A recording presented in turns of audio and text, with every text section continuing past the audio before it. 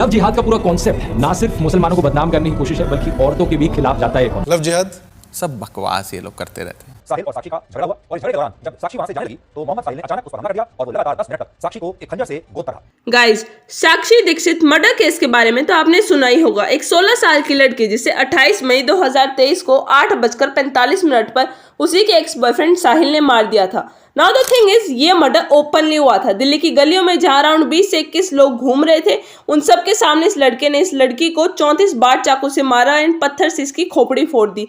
And the thing is, no one said anything. किसी ने रोका नहीं, लोग आते जाते तमाशा देखते गए एंड फिर से एक लड़की के साथ वो हुआ जो नहीं होना चाहिए था। सो आज के वीडियो में हम डिस्कस करने वाले हैं साक्षी दीक्षित मर्डर केस हिस्ट्री। शुरुआत करते हैं मोहम्मद साहिल खान से, जो दिल्ली में रहता था एंड उसकी फैमिली काफी लोअर मिडिल क्लास थी, जिसकी वजह से साहिल पेट पालने के लिए छोटे छोटे काम करता था। उनमें से एक काम था शाहबाद डेयरी एरिया में एशियन रेफ्रिजरेटर का फिक्सिंग वर्क, जिसमें वो घर पे या फिर दुकानों में जाकर रिपेयरिंग का वर्क करता था। लेकिन इट डजंट मीन कि साहिल घर की रिस्पॉन्सिबिलिटीज निभा रहा था। साहिल एक ऐसा लड़का था जो गन कल्चर में बिलीव रखता था।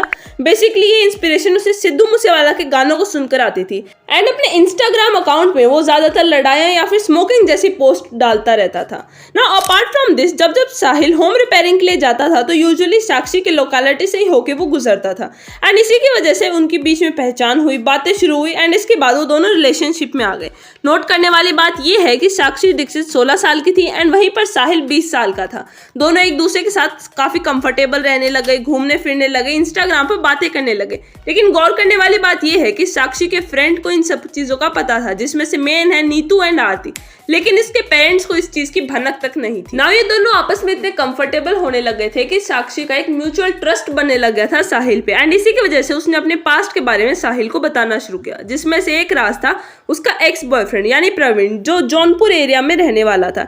एंड दोनों इतने ज्यादा सीरियस रिलेशनशिप में थे कि साक्षी ने प्रवीण के नाम का टैटू भी करा रखा था। अब ये सब सुनने के बाद साहिल ने कुछ रिएक्ट नहीं किया, लेकिन उसकी प्रॉब्लम होनी तब स्टार्ट हुई जब उसे पता चला कि साक्षी एंड प्रवीण अब भी बातें करते हैं। इसकी वजह से दोनों के बीच वापस झगड़े होने शुरू हुए। झगड़े में साहिल बहुत बार बोलता था कि तू सही नहीं कर रही है, तू जानती नहीं है मैं तेरे साथ क्या कर सकता हूँ एंड ऑल्सो प्रवीण को मारने की धमकी भी देता रहता था, जिसकी वजह से साक्षी ने साहिल से ब्रेकअप कर लिया था। लेकिन ब्रेकअप के बाद भी दोनों में काफी झगड़े रहने लगे, प्रॉब्लम्स होने लगे, जिसकी वजह से ये सब बात उसने अपनी फ्रेंड आरती को बताई एंड आरती ने उसे सजेस्ट किया कि उसे झबरू के पास जाना चाहिए। बेसिकली झबरू कोई भी पर्टिकुलर एरिया का पावरफुल पर्सन रहता है जो अपनी कम्युनिटी वालों की हेल्प करता है। तो ना जब साक्षी ने झबरू को ये सारी बातें बताई, तब झबरू ने साहिल को बुलाया एंड उसे धमकाया कि फिर से ना तो इस एरिया में दिखना चाहिए, ना ही तो साक्षी के आसपास दिखना चाहिए। एंड इस पॉइंट के बाद साहिल की फ्रस्ट्रेशन बहुत ज्यादा एपेक्स लेवल पे चली गई and at last he took a decision to kill Sakshi. Now इन सब के दौरान साक्षी नीतू के घर पे रह रही थी। एक्चुअली में नीतू का पति तिहाड़ जेल में बंद था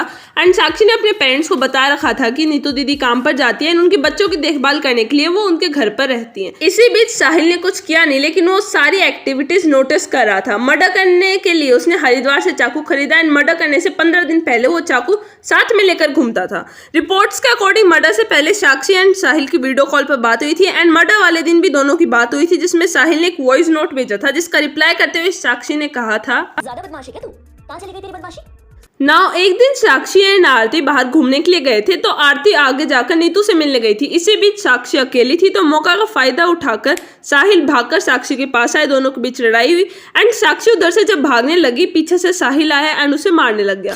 शॉकिंग बात यह है कि उस बंदे ने 10 मिनट तक उसे चाकू से मारा, मुंह और पेट पर लातें मारी एंड एक बड़ा सा पत्थर उसके सर पर मारा, जिसकी वजह से उसकी मौत हो गई। जब पोस्टमार्टम रिपोर्ट आई तो पता चला कि उसके ऑर्गन्स में 16 मेजर घाव आए थे एंड बायां फेफड़ा उसका फट चुका था एंड उसकी आंतें बाहर आ गई थी। अब मारने के बाद साहिल के दिमाग में सिर्फ एक चीज घूम रही थी, वो था वहां से भागना। इसके बाद साहिल अपनी मौसी के घर चला गया एंड उसने बहाने में कहा कि मैं यूपी कोई काम से आया था तो सोचा आपसे मिलता चलूं। फोन उसने पहले से ही स्विच ऑफ कर रखा था, लेकिन पुलिस ने जब छानबीन शुरू करी तो उसके घर वालों से पूछा, तब उन्होंने बता दिया कि शायद वो यूपी में अपनी मासी के पास हो सकता है एंड वहां पर पुलिस ने यूपी बुलंदशहर में जाकर उसे पकड़ लिया। नाउ अब बात करते हैं कुछ डायरेक्ट क्वेश्चंस की जो इन लोगों पर उठते हैं। नंबर 1, इस लड़के ने सबके सामने बिना किसी डर के ऐसे मर्डर कर दिया, मान लो इसके लिए नॉर्मल हो और इसको पता हो कि ज्यादा से ज्यादा क्या होगा। एंड दैट्स द थिंग, यही हमारी कमी है लॉ एंड ऑर्डर में। On an average per day India में 82 मर्डर्स होते हैं। 2021 में अराउंड 29,272 केसेस रजिस्टर्ड हुए थे एंड ये सब केसेस मर्डर्स के थे। 2021 में 2,48,731 मर्डर केसेस कोर्ट ट्रायल में थे, जिसमें अभी तक 1,85,836 स्टिल ट्रायल में ही रह रहे हैं।